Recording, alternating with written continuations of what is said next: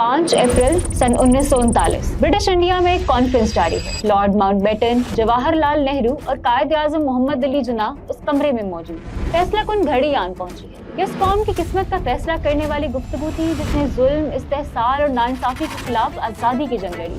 उस वक्त कायद आजम मोहम्मद अली जिन्ना को एक पेशकश की गई और वो ये थी कि कायद आजम मोहम्मद अली जिन्ना को इक़्तिदार में हिस्सा दिया जाएगा और इख्तियार भी। लेकिन कायद आजम मोहम्मद अली जिन्ना ने वो पेशकश ठुकरा दी और कायद आजम मोहम्मद अली जिन्ना सिर्फ एक ही बात कहते रहे, हम अलग कौम हैं और पाकिस्तान बन के रहेंगे। आप आजाद हैं, आजाद रहे।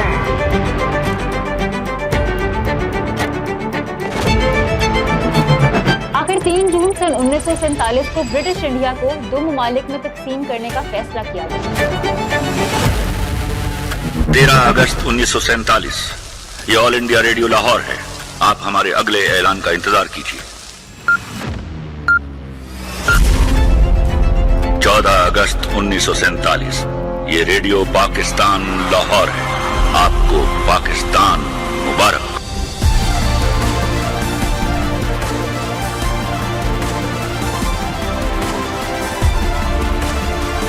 आखिर पाकिस्तान वजूद में आया और तरक्की का सफर शुरू हुआ। पाकिस्तान अमन का दाई भी बना और मजलूमों के लिए आवाज भी उठाई। लेकिन जब खुद मुख्तारी की बात आई तो सीसा पिलाई दीवार बन गया। मई 1998 भारत ने एटमी धमाके किए और खित्ते का तवाज़ुन बिगाड़ कर रख दिया।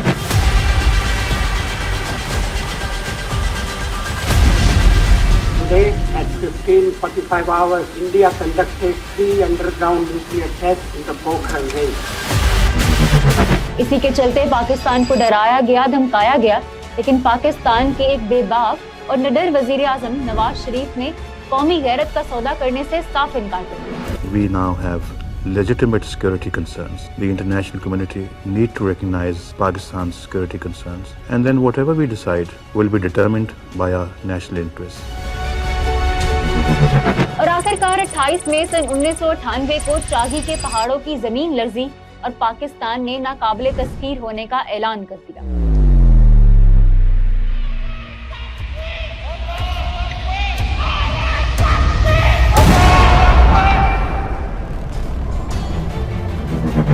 था आजादी के तहफ्फुज़ का पहला है। अब वक्त बदला मगर दुश्मन नहीं। मई 2025 6 और 7 की दरमियानी शब दुश्मन एक बार फिर पाकिस्तान की सरजमीन पर हमला आवर हुआ।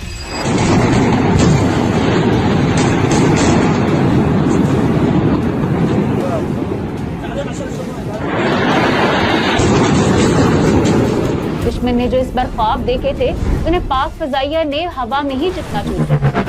भारत के 6 जंगी तैयारे जिनमें राफेल जैसे जदीद तैयारे भी शामिल थे, एक एक करके जमीन बोस हो गए। Interestingly, the Indian Air Force has remained unusually silent on these claims. However, international media outlets and some US officials have confirmed that images circulating online show debris consistent with at least 2 French-made fighter jets. Pakistan की सियासी क़यादत ने उस वक्त फैसला किया कि पाकिस्तान की आज़ादी का तहफ़्फ़ुज़ अब हर कीमत में होगा। इसी के चलते ऑपरेशन बुनियानुम मरसूस लॉन्च किया गया।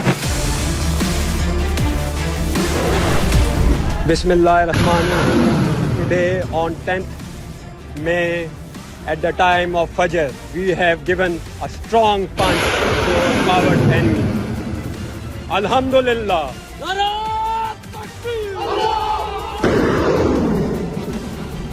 उधमपुर में अभी बम फटा। उधमपुर एयरफोर्स के बाद उड़ी, ब्यास, आदमपुर, उधमपुर के साथ साथ मजीद 20 एयर बेसेस को कामयाबी से निशाना बनाया गया।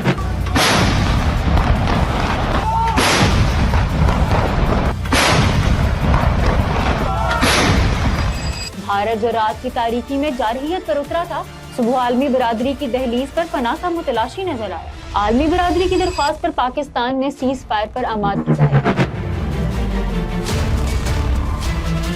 ये फतह सिर्फ हथियारों की नहीं थी, ये फतह उस अज़्म की थी जिसके लिए लाखों जाने कुर्बान की। ये फतह उस जमात की भी थी जिसने हर महाज पर अपने कौम के वकार का दिफा किया। जो ऑपरेशन हमने किया, जो जंग हमने लड़ी बुनियानुल मरसूस, जिसका मतलब है सीसा पिलाई हुई दीवार, और जिस तरह हमारी पूरी कौम ने वाकई एक सीसा पिलाई हुई दीवार की तरह इस मुल्क की सलामती में अपना हिस्सा डाला, अफवाज पाकिस्तान की जो सपोर्ट थी उसमें उन्होंने अपना हिस्सा डाला, मुझे इस कौम पर बहुत फख्र है। आप सबको बहुत बहुत मुबारक हो।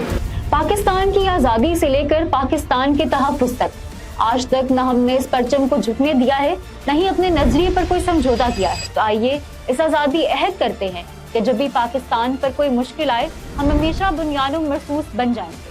पाकिस्तान हमेशा जिंदाबाद।